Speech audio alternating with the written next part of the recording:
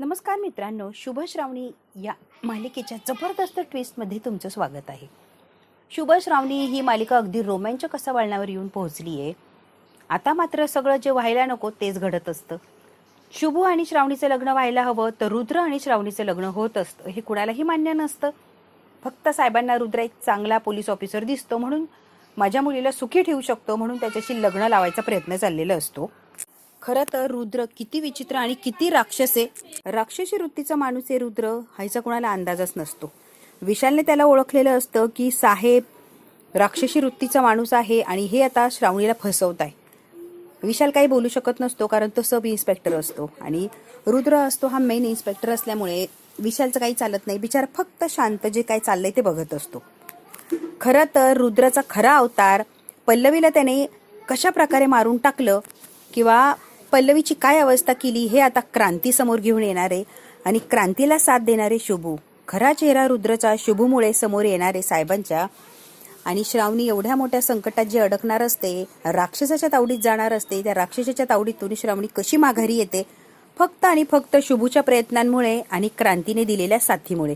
हे जर बघायचं असेल तर व्हिडिओ अगदी शेवटपर्यंत बघा. आणि मित्रांनो, चॅनलवर जर नवीन असाल तर चॅनलला सबस्क्राईब नक्की करा.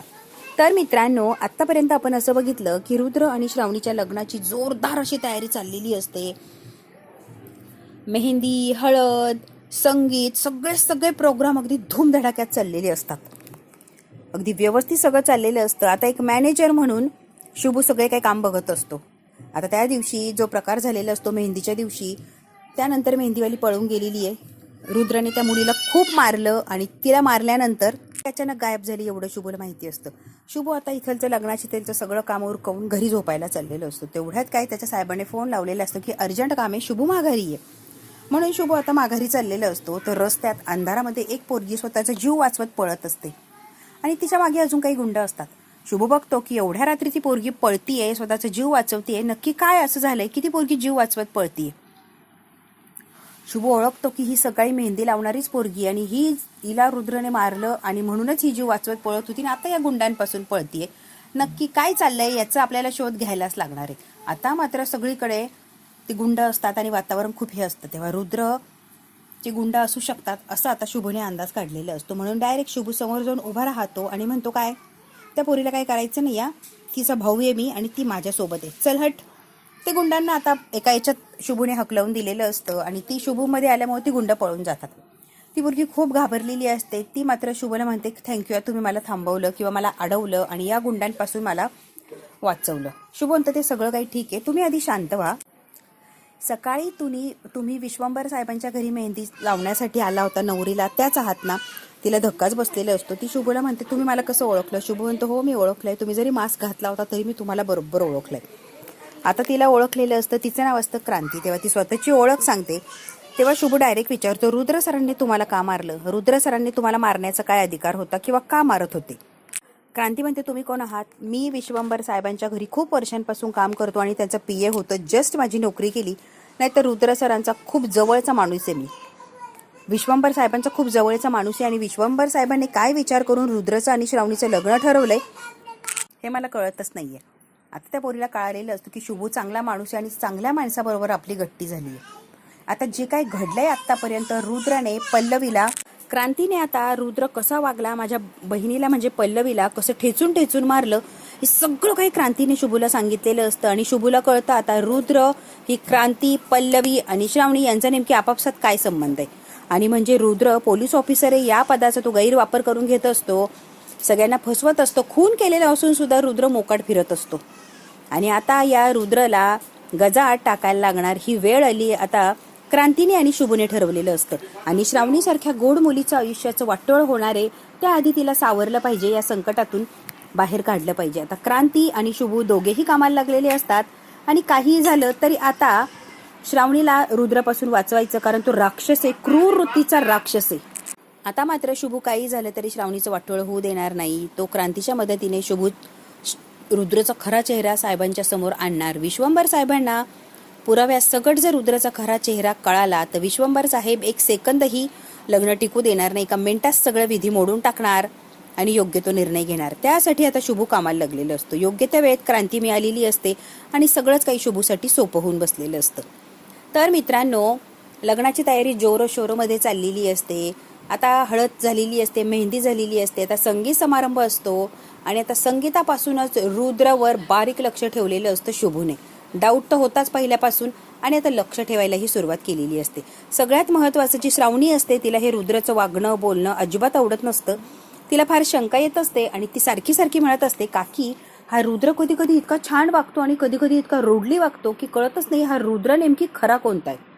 हा दिसतो तसा नाहीये, या चेहऱ्यामागे काहीतरी विचित्र दडलंय एवढं कळतंय.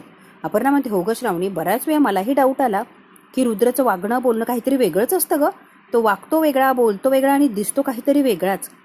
श्रावणीला तर डाऊट असतोच. आता काकी सुद्धा म्हणते की मी सुद्धा याच्यावर लक्षच ठेवते आणि श्रावणी सुद्धा लक्ष ठेवत असते. रुद्रच्या मागे आता सगळेच लागलेले असतात, पण त्याला जरा सुद्धा अंदाजा नसतो की माझ्या मागे एवढी लोक लागली आहेत. रुद्रचा खरा चेहरा सगळ्यांच्या समोर आणण्यासाठी सगळेच कामाला लागलेले असतात.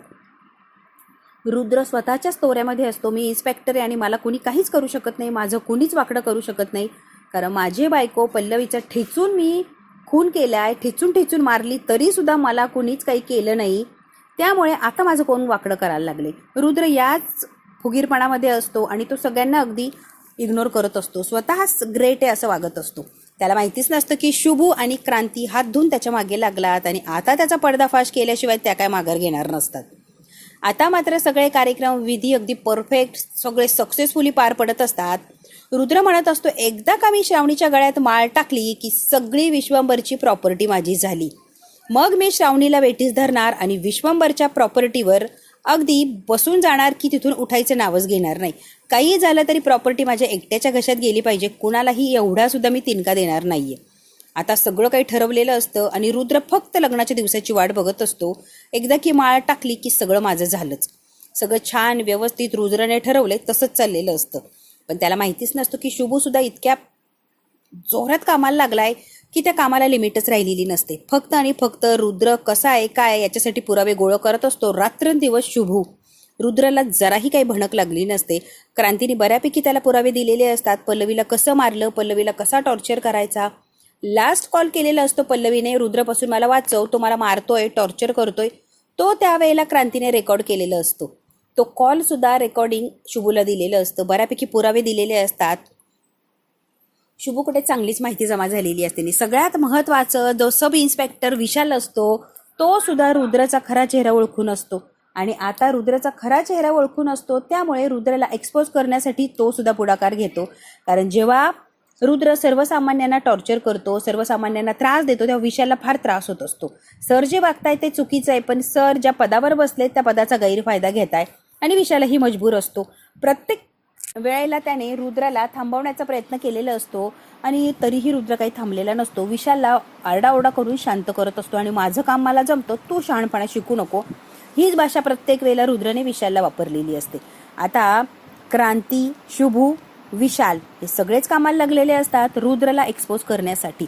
इतके काही भक्कम पुरावे त्यांनी जमा केलेले असतात की ते फक्त आता लग्नाच्या दिवशीची वाट बघत असतात. आता मात्र आतुरतेने वाट बघितलेलं असलेला रुद्रने दिवस उगवलेला असतो. लग्न असतं आज आणि फायनली श्रावणी त्याची होणार असते. काही झालं तरी श्रावणीशी एकदा लग्न झालं की कुणी त्याचं काही वाकडं करू शकणार नाही आणि हक्काची बायको मिळणार.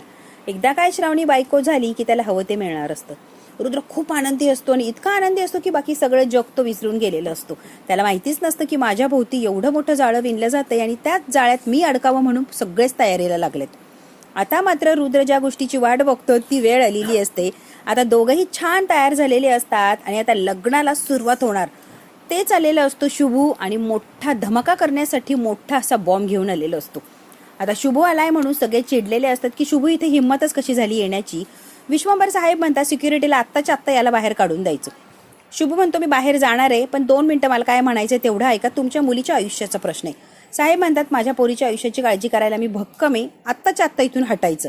शुभू म्हणतो नाही साहेब, तुमचा शब्द मी कधीच मोडत नाही आणि मोडणारही नाही, पण श्रावणीच्या आयुष्याचा प्रश्न आहे, मी इथून जाणार नाही, मला काय सांगायचं 1 मिनिटं माझं म्हणणं मांडू द्या. आता श्रावणी म्हणते ठीक आहे बोल काय बोलायचं आणि पटकन इथून निघ. आता मात्र शुभूने ते रेकॉर्डिंग वगैरे चालू केलेलं असतं. पल्लवीला टॉर्चर करत असतो त्यावेळेला पल्लवीने फोन लावलेला असतो क्रांतीला आणि क्रांतीने सगळा फोन रेकॉर्ड केलेला असतो. ते रेकॉर्डिंग दाखवलेले असतात, काही फोटो दाखवलेले असतात, नंतर पल्लवीचा मृत्यू, सगळ्यात महत्त्वाचं मॅरेज सर्टिफिकेट दाखवलेलं असतं रुद्रचं पल्लवीसोबत. आता मात्र इतके पुरावे असतात की रुद्र काही बोलू शकत नसतो. रुद्राला इतका राग येत असतो, चिडचिड करत असतो, पण रुद्र काही करू शकत नसतो कारण पाहुणे मंडळी असतात, मोठी सेलिब्रिटी सगळे चाललेले असतात. रुद्र फक्त शांतपणे उभा राहतो आणि शुभूने, क्रांतीने, विशालने असे काही पुरावे दाखवलेले असतात. साहेब सुद्धा थक्क झालेले असतात आणि सटकन अशी मुस्कटीत देतात रुद्रच्या. माझ्या पोरीच्या आयुष्याची वाट लावायला लागला होता, तू आता जेलमध्ये जाऊन खडी फोडायची. तू माझा जावई होण्याच्या काय, एक इन्स्पेक्टर होण्याच्या सुद्धा लायकीचा नाहीये. आता मात्र रुद्रची अक्कल जागेवर आणलेली असते साहेबांनी आणि खरं तर रुद्रला एक्सपोज केलेलं असतं शुभूने, क्रांतीने आणि विशाल इन्स्पेक्टरने. आता मात्र श्रावणी एवढ्या मोठ्या खड्ड्यात पडायला लागलेली असते. तिचं आयुष्य सावरलेलं असतं शुभूने आणि साहेब म्हणतात, थँक्यू शुभू, मी तुझ्यावर अविश्वास दाखवत होतो, पण खरं तर तूच माझ्या श्रावणीचे आयुष्य वाचवलं. नाही तर जी अवस्था पल्लवीची झाली आहे, ठेचून ठेचून मारलंय, तीच अवस्था माझी श्रावणीची झाली असते. Thank you so much. बघू आता साहेबांना याच्यावर इतका विश्वास येणार की शुभू आणि श्रावणीचंच लग्न लावून देणार साहेब आणि रुद्र जेलमध्ये खडी फोडायला जाणार. हे जर बघायचं असेल मित्रांनो तर बघायला लागणार आपल्याला पुढचा भाग. हा भाग तर इथेच संपतोय. व्हिडिओ आवडल्यास लाईक, शेअर, सबस्क्राईब नक्की करा. धन्यवाद मित्रांनो.